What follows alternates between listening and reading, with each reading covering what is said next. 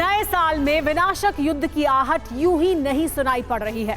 इसका ट्रेलर भी दिखना शुरू हो गया है। साल शुरू होने से पहले 30 दिसंबर से ही लगातार हमले जारी हैं। कहीं रूसी ठिकानों पर यूक्रेन के रॉकेट बरस रहे हैं तो कहीं यूक्रेन के सैन्य अड्डे पर रूस मिसाइल से अटैक कर रहा है। हर तरफ तबाही जारी है और इस सब के बीच प्रेसिडेंट पुतिन और ज़ेलेंस्की दोनों की सख्त बयानबाजी भी जारी है।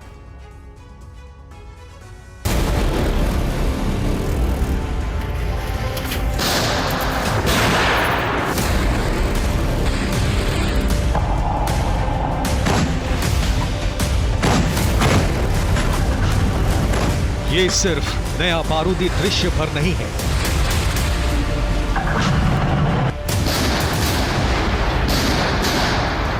ये अखंड सोवियत संघ को लेकर प्रतिज्ञाबद्ध पुतिन को त्रासदी भरी नई चुनौती है।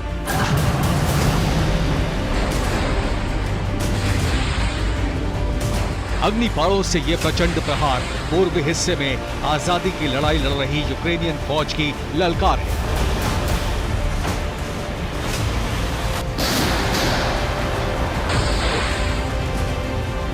रॉकेट की बौछार के बाद ईंट ईंट बिखरा हुआ ये मकान,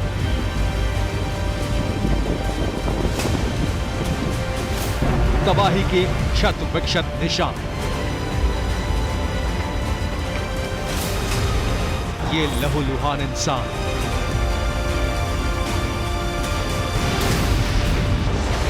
ये सब यूक्रेन युद्ध के 2023 में 2022 के मुकाबले कहीं ज्यादा विनाशक और विध्वंसक होने के प्रमाण हैं।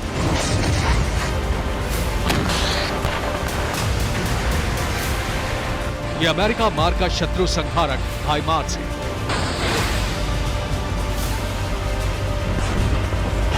जिसके टारगेट पर रूस का वो सैन्य अड्डा है जो पूर्व यूक्रेन के माखिवका में है।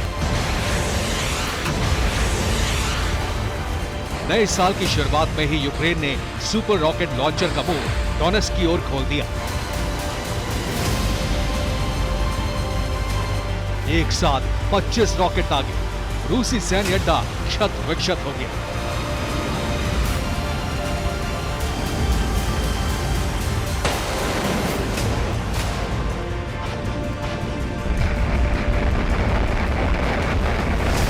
सैन्य अड्डे में मौजूद 50 से ज्यादा मोबिलाइज्ड रूसी सैनिकों की मौत की पुष्टि हो चुकी है,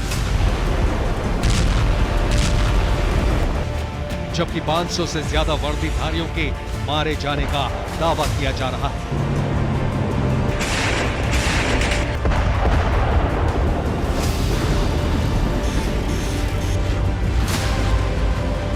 यूक्रेनी फौज ने न सिर्फ रॉकेट दागे हैं बल्कि एयर स्ट्राइक भी की है।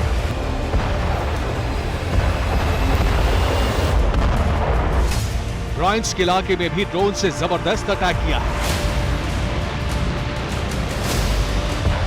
रूसी समर्थक गवर्नर अलेक्जेंडर बोगोमास ने दावा किया है कि ड्रोन अटैक में पावर प्लांट तबाह हो गया है। इलाके में अंधेरा छा गया है।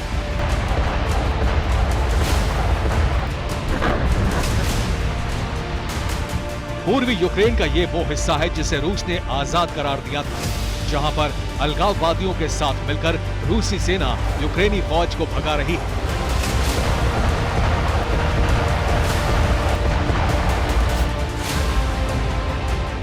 जहां की आजादी के लिए ज़ेलेंस्की की आर्मी लगातार लड़ रही है, क्योंकि रूसी सेना किसी भी कीमत पर पूर्वी यूक्रेन को तोड़कर रूस का विस्तार चाहती है।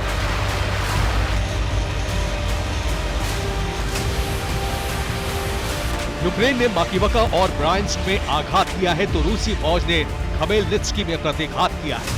आसमान को छूता ये धुआं, ये आग रूसी बारूद का नतीजा है।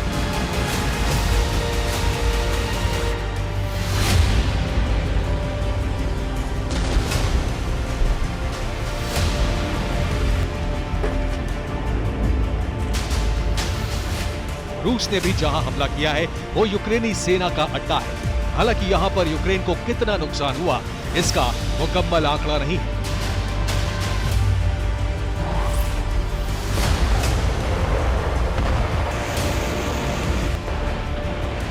इतना ही नहीं, कीव पर भी रूसी मार्का बारूदों की बौछार हुई है। कीव में कोहराम के बीच ये तस्वीर आई है।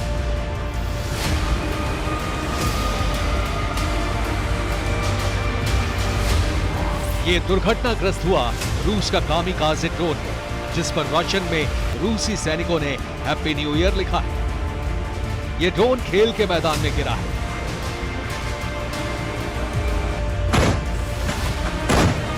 रूसी आक्रामकता के बीच पुतिन ने साल की शुरुआत से ठीक पहले जो कहा, वो भी 2023 में जंग के विध्वंसक होने के संकेत दे रहे हैं। प्रेसिडेंट पुतिन ने कहा है,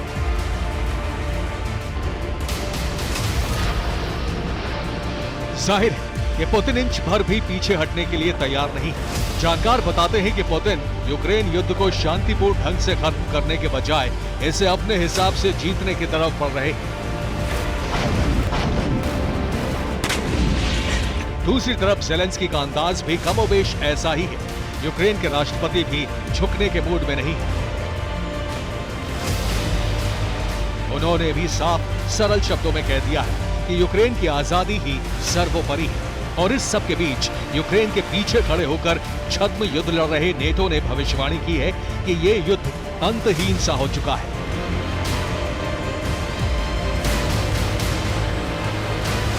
जंग के लंबी खिंचने की वजह से नेटो ने यूक्रेन को हथियारों की सप्लाई बढ़ाने पर जोर दिया है। नेटो की ये सक्रियता, ज़ेलेंस्की का हौसला और प्रेसिडेंट पुतिन की जिद के बीच जिस तरह नए साल की शुरुआत भी बारूदी तबाही के साथ हुई है, जिस तरह नए साल पर दोनों तरफ से भीषण प्रहार और पलटवार जारी है, ये 2023 में 2022 के मुकाबले ज्यादा विध्वंसक और तबाही वाले युद्ध की घंटी बजा रहा है। Bureau report, TV9 Bharatvarsh.